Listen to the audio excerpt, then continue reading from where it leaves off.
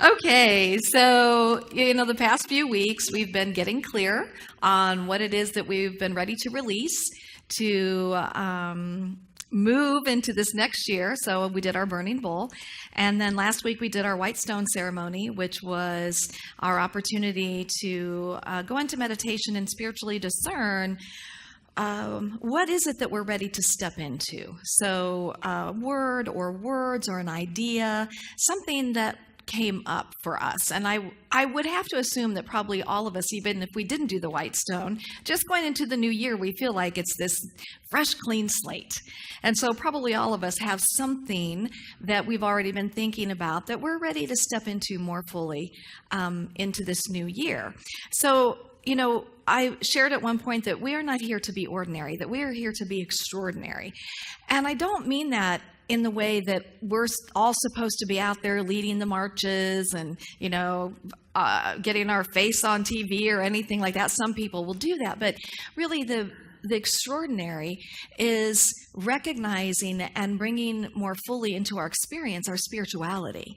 And we become extraordinary beings as we activate what Charles Fillmore calls the 12 powers of man.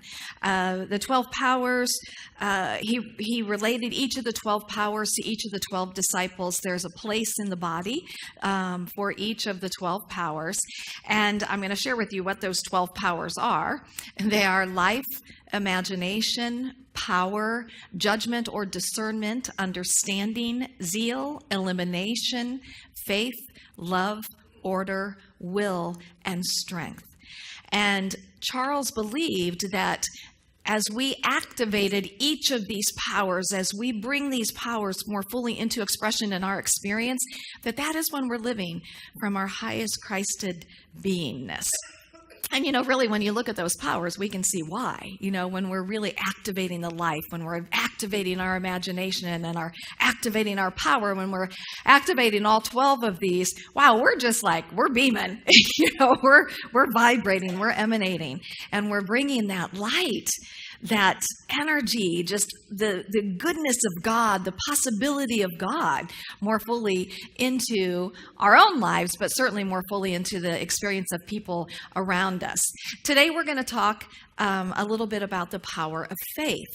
With the power of faith, we're going to talk about one of our 5 guiding principles, which are God is, I am, I ask, I pray, and I act. Now, in Unity, we believe that there is only one presence and one power, and that is God, and that God is good, and that God is for us. We believe I am not all that God is, but all that I am is God, that we are created out of this divine energy expression, this divine mind, and we have everything that we need to navigate and to experience life at a level that most of us probably haven't even really dreamed of. And when I say a level, again, I'm not talking about material level. That could certainly happen, but a level in consciousness. And then we go, and as an I am a co-creator. And so we co-create through I ask. And I ask through my consciousness. I ask through what it is I'm focused on most of the time. And it's one thing for me to sit down and to think about what it is that I'd like to experience. It's a whole another thing for me to, a whole other thing, not another thing. That wasn't even a word, was it? It's a whole other thing for me to bring it into my expression, for me to live from that knowingness and to feel it and to smell it and to touch it and to taste it and to really believe it. And then we move from asking what it is that I'm focusing on into I pray. And in Unity, we believe in affirmative prayer. Jesus said, whatsoever things you ask for in prayer, believe that ye have received them and ye shall have them. So we're working with our power of imagination here as well. We're believing, we're pretending, we're pre-intending, and we're saying thank you as if it's already done. And then with the I ask is meditation, which is that opportunity that we have to let go and let God. Because you know what? The how is never up to us. We create the vision, we let it go, and we allow the how. And then today, what I want to focus on is I act. It is not enough for us to know the truth. We must live the truth that we know. Did you know that? We're supposed to live this truth.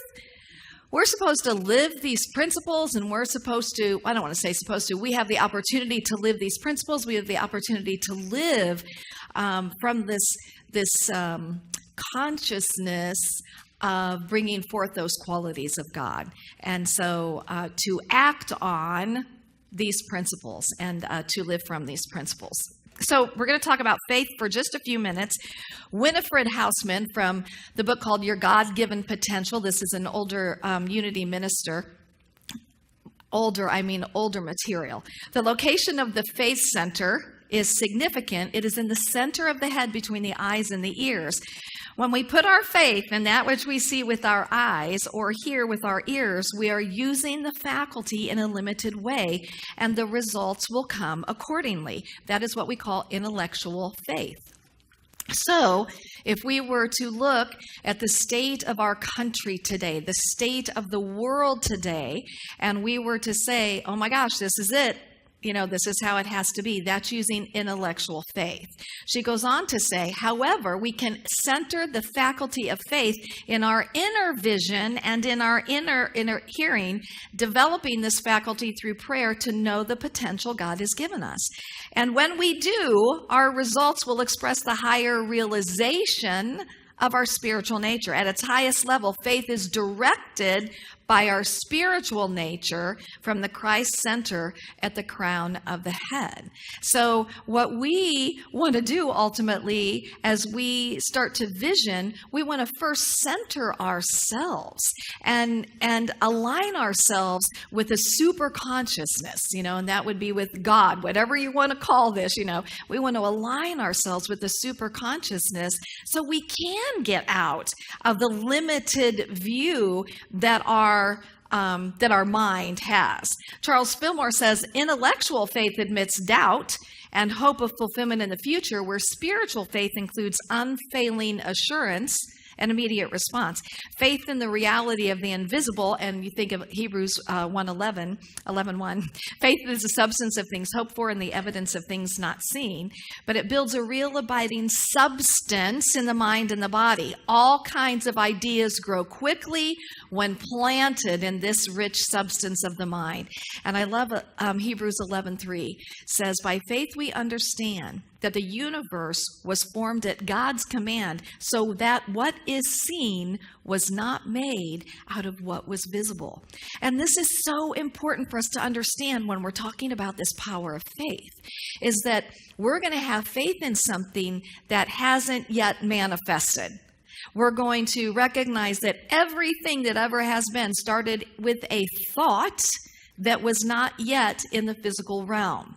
And so everything that was created out of that substance that we cannot see, but we, as we say in our affirmation, shape and form and mold it through our consciousness.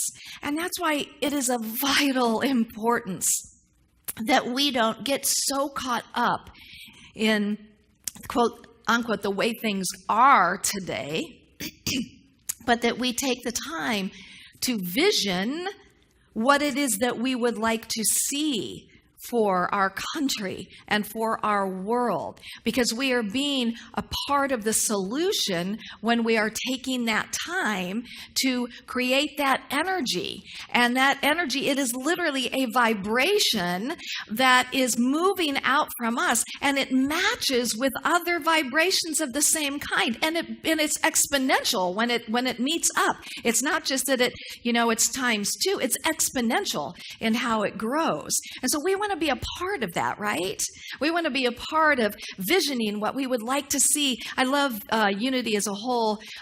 They talk about having a world that works for all. I love that, and what could that possibly look like? What would that, if we were to vision that, a world that works for all, we could get really creative with that, right? But how many of us actually take the time to do that? And it's so important that we're taking the time to vision a world that works for all. and that we're feeling it, that we're touching, we're tasting, we're hearing it, we're bringing all of our senses into it. There is incredible, incredible power in that. That is what is unseen. But what we know, and we have had it proven in our own lives over and over and over again, that these things come into manifestation in our experience. Yes? Over and over and over again. So let's join together and be part of what we would like to see in the world. There's incredible power in that. Okay, so getting out of our minds and into the one mind, getting out of the limited ideas. And so, bring this back to our individual selves and moving into action is whatever it is that we're now ready to step into in our lives in this new year, 2018. It's creating a vision around that. It's creating something that we can feel and we can, hear again, that we can taste and touch and see with that inner vision that it is already happening. And we get to that place as much as we can. We must take the action to create the vision and then to feel into that vision in our personal lives. And there's incredible, incredible power in this. So with this fifth principle, this is I actually have to take action. I actually have to do something. Did you know that you actually have to do something? Like, it's not enough for us just to, hey, this is what my word is, or this is what I'm moving into. We actually have to do something with that. And what's really interesting is the universe gives us all kinds of opportunities to do something with whatever it is that we're going to step into. So couple examples would be, I shared with you that one of my words that I got was faith. And, that I'm a woman of unwavering faith and spiritual power. And so I guarantee you that what's going to happen in order for me to hone my skill is that things are going to come up in my experience that are going to want to shake my faith. And the thing that I get to do is I get to remember and I get to step into that faith over and over and over again. If our thing is that we want to eat healthier, we want to get, fit this year, I guarantee you there are going to be things that are going to come into your experience like yummy smelling things that you really don't want to put into your body, or times that you don't want to get up in the morning to go exercise. And ours, again, is to take the action. But I'm going to tell you, the initial action to take is not a physical action initially. The initial action to take is the vision. Whatever it is that you're moving into, vision that. Vision it, feel it, see it, touch it, vision it, because then when those opportunities come up, you're going to be quicker to make a decision based on that.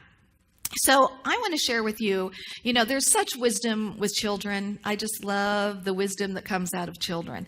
And so I'm going to share with you this morning a couple of short videos, and we're going to be blessed with some wisdom from children about this idea of practicing and doing things. With New Year's resolutions, not because they often fail or because they're too difficult, and not because I'm bad at them either. I've only been alive for 4 new years. No, I have a problem with resolutions because people think that that's it. It's for one time to change. Now, don't get me wrong, we definitely all need change. I have no idea how to ride a bicycle, and my little brother has no idea what a toilet is for. And some of you, you probably should get out of the house more. But one big resolution probably isn't going to do it. Sorry. So now what? Flush your resolutions down the toilet for one my little brother can't use? Of course not. Keep your resolutions, but go easy on yourself. Will you change? Maybe, but probably won't happen in one big moment. It'll happen in thousands of little moments. Every time you choose to forgive or low down or be grateful or stay calm even in a moment that you choose what's right instead of what's easy. Faith instead of doubt, love instead of hate. That's where the change happens. Even if you fail 1 or 2 or 30 times, it's okay. You've got thousands of more little moments ahead of you. You'll get better. So Happy New Year, God bless, and I'm off to ask my dad to get a bike, even though a pony. Bye! Isn't that great? Great wisdom. And I love that it's that reminder, and I say this all the time, don't be so hard on yourself, and at the same time, hold yourself accountable. And I love how she's like, there's a thousand moments that we have to make that change, that next choice. And so here's another one.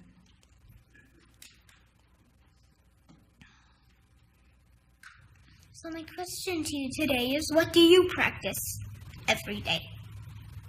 What do you practice? Because what you practice, you will get good at. What do you practice? Do you practice joy in your life? Do you practice peace in your life? Do you practice happiness in your life? Or do you practice a lot of complaining?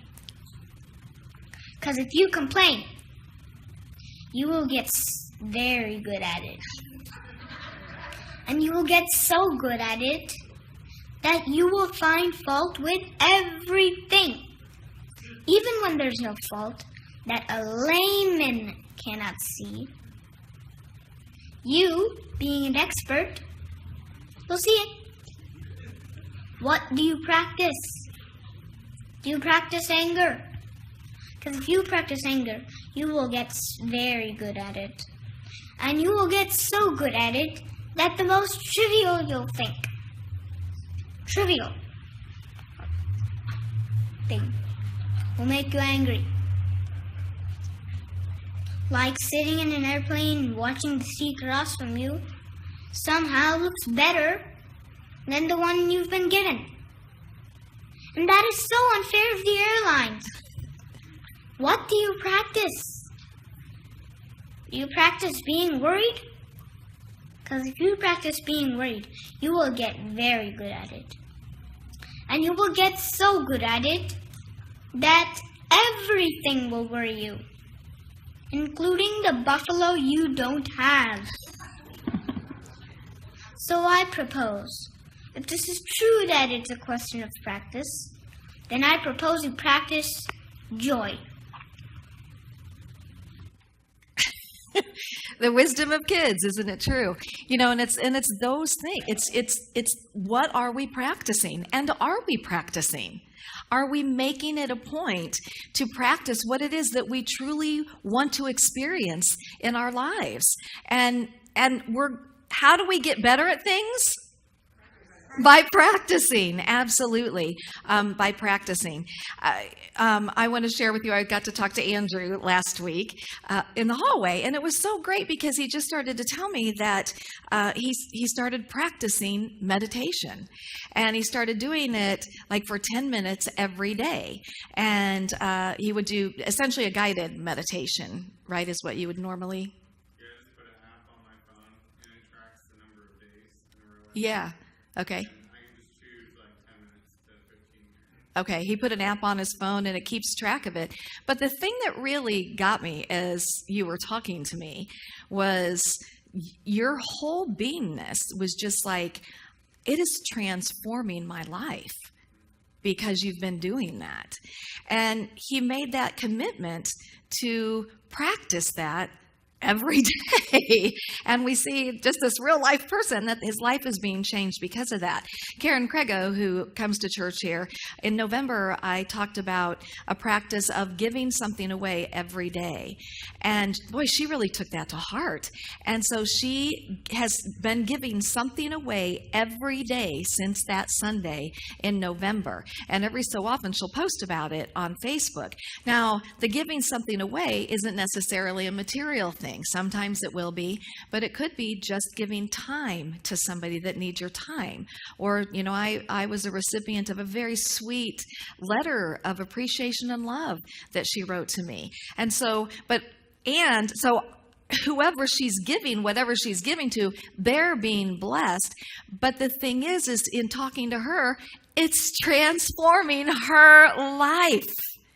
And this is the opportunity that we have, you guys, is to step into something and it will transform our lives. We just stay with it. And the thing is, it doesn't happen overnight. But you're going to find as time goes on that it does happen. And so one last video I want to share with you. I was so motivated by this, and it's a simple little thing, but it's a nice little thing. So Kathy, if you'll play that. Choked up just thinking about how terrifying it was. And so I found myself at the age of 41, just feeling like a complete failure. And I would lie there. And I would think about the lien on the house, and I would think about the bankruptcy that we were facing. And I would think about how much we had fought the night before. And I would think about the fact that I was unemployed. And I would hit the snooze button. And why would you get up when your life is like that? Why would you? In the scheme of life, hitting the snooze button is not that big of a deal. But here's the thing about life. None of us wake up and say, today is the day I destroy my life. What we do is we kind of check out because it feels overwhelming. Or we check out because we're afraid. Or we check out because we start listening to self-doubt. And then we make these teeny tiny decisions all day long.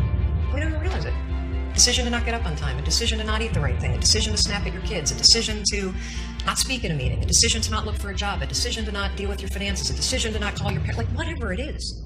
All day long, these tiny decisions that take you so far off track. And then you wake up like I did, and you look at your life and you think, how the hell did I get here? And I was about to turn off the TV, and there on the TV, there was this rocket launching, and I thought, oh my gosh, I am going to launch myself out of bed like a rocket ship, like NASA, right here, had launched me out of that bed. And I'm going to move so fast that I don't think. I'm going to beat my brain. The next morning, the alarm goes off, and I pretended NASA was there. It's the stupidest story. I literally went 5, 4, 3, 2, 1. I counted out loud, and then I stood up. And I'll never forget standing there in my bedroom. It was dark. It was cold. It was winter in Boston. And for the first time in 3 months, I had beaten my habit of hitting the snooze button. I couldn't believe it. And I thought, wait a minute. Counting backwards? That is the dumbest thing I've ever heard in my entire life. Well, the next morning I used it again, and it worked. The next morning I used it again, and it worked. The next morning I used it again, and it worked. And then I started to notice something really interesting. You have about a 5-second window in which you can move from idea to action before your brain kicks into full gear and sabotages any change in behavior. Because remember, your brain is wired to stop you from doing things that are uncomfortable or uncertain or scary. It's your job to learn how to move from those ideas that could change everything into acting on them in the smallest moment. Because I went from getting up on time and waking up on time to shaking up my entire life. Because when you understand the power of a 5-second decision, and you understand that you always have a choice to go from autopilot to decision maker, everything in your life will change. And you will be a different negotiator. You will be different in sales. You will be unstoppable in the gym. Thank you. Yeah, isn't that one little thing that we can do? And I love that because it's those one little things that we do that will catapult us into the life that we truly desire to live. And Wayne Dyer wrote the book No More Excuses. And so today I want to say, let's let go of excuses and let's step in to the being that we choose to be, that we really want to be. It's not something, the desire would not be there if everything that we needed to become that wasn't also right here for us. And it is here for us because the fullness of God is right here. The fullness of God is right here with us. But we must also use our humanness to activate these things in our lives. So this week, you guys, I just want to encourage you to create a vision for what it is that you're ready to move into. Focus on that, and then take whatever action is the next thing for you to do, and the next thing for you to do, and the next thing for you to do. And I really hope that just like Andrew and with Karen, that you'll share your stories with me, because I love to share these with everybody else, because it inspires us, doesn't it? It inspires us to want to do more so that we can be more. And we can. So, namaste. Happy 2018. Ooh, ooh, ooh, ooh.